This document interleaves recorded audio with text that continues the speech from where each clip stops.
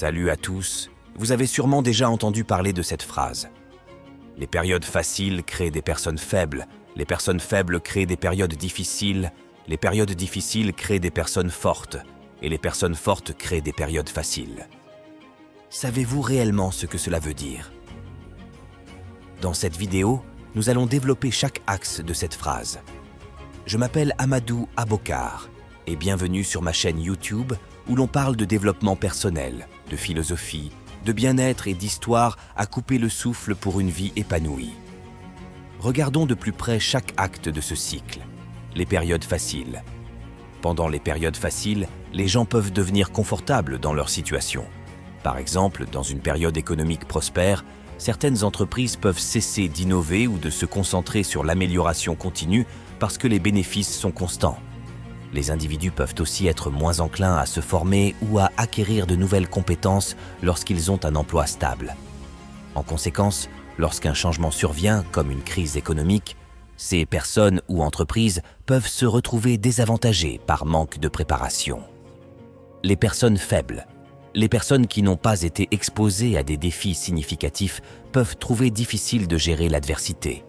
Un exemple pourrait être un enfant surprotégé par ses parents qui, lorsqu'il est confronté à des difficultés à l'âge adulte, peut avoir du mal à prendre des décisions ou à faire face aux défis de manière autonome. Ces individus peuvent avoir du mal à développer la résilience nécessaire pour faire face aux moments difficiles. Les périodes difficiles. Les moments difficiles peuvent être des catalyseurs de croissance personnelle et collective. Par exemple, une entreprise qui traverse une crise financière peut réévaluer ses pratiques, se réinventer et émerger plus forte et plus compétitive.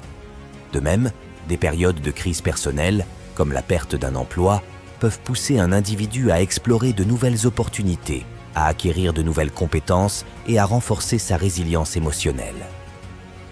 Les personnes fortes, les personnes qui ont surmonté des défis importants, ont souvent développé une force intérieure.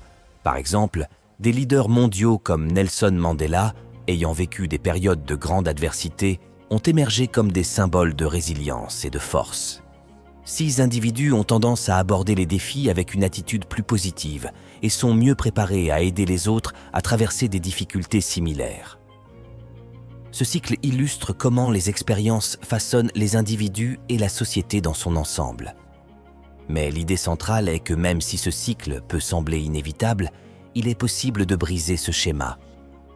En investissant dans l'éducation, en encourageant la résilience et en créant un soutien communautaire, il est envisageable de créer un monde où les périodes faciles ne rendent pas les gens faibles et où les périodes difficiles ne soient pas le seul moyen de forger la force.